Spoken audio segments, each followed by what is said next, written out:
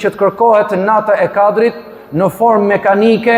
Pejgamberi alayhi salatu wasalam tregon: kërkojeni atë në 10 ditën e fundit të muajit të Ramazanit. Në një transmetim tjetër thot: fokusohuni në netët teke 21, 23, 25, 27 dhe 29. Pejgamberi sallallahu alaihi wasallam pse kalon këtë çështje kaq të përgjithshme dhe nuk e ka specifikuar se kur është nata e Kadrit?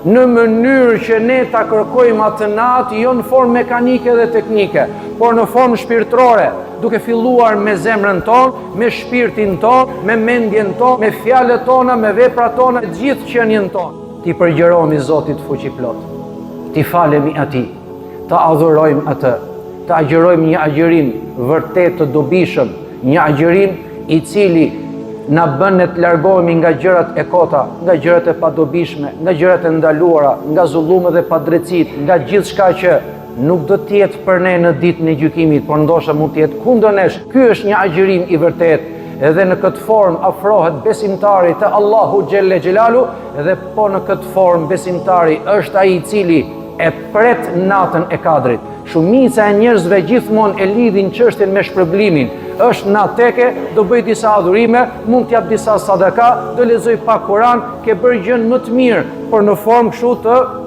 dukshme, por në çështjen e zemrës dhe shpirtit vetëm Allahu xhelle xhelalu e din se sa të sinqert, sa të pastër, sa besnik jemi ne me Zotin që na krijoi.